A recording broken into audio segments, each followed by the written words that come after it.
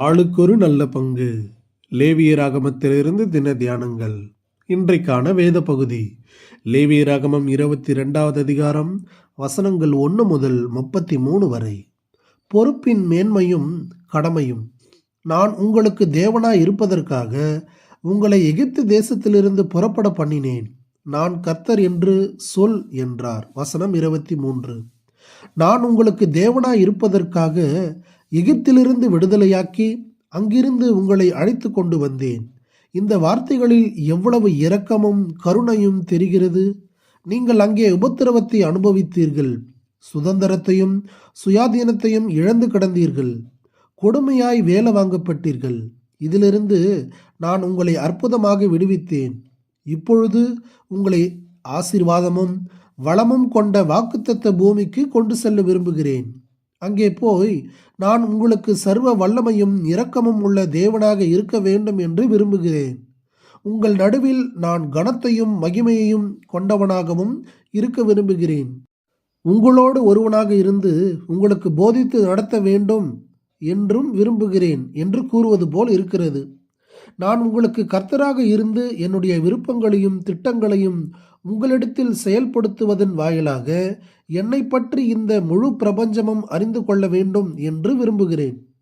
இந்த உலகத்தின் அதிகாரங்கள், அரசர்கள், ஆளுகைகள் யாவும் என்னுடைய கட்டுப்பாட்டில் இருக்கின்றன என்பதை இப்பூ உலகுக்கு உங்கள் மூலமாக தெரியப்படுத்த விரும்புகிறேன்.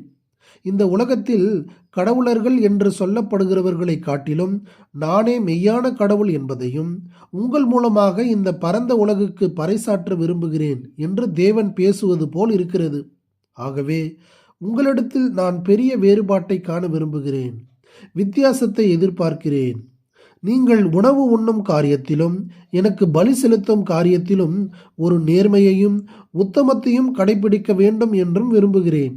ஆகவே நீங்கள் எனக்கு ஊழியம் செய்யும் போது கவனத்துடன் இருக்க வேண்டும் என்று விரும்புகிறேன்.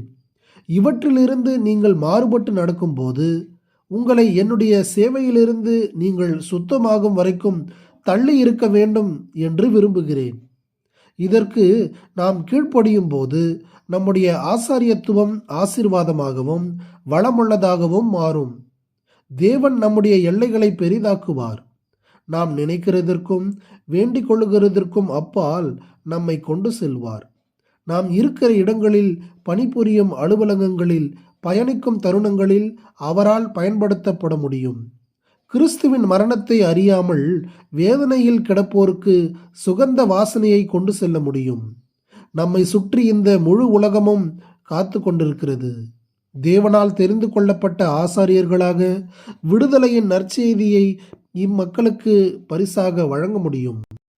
ஆகவே நம்மை பெயர் சொல்லி அழைத்த தேவனுக்கு முன்பாக நாம் பெற்றுக்கொள்ள இந்த உன்னத அழைப்பை ஒருபோதும் அற்பமாக எண்ணக்கூடாது.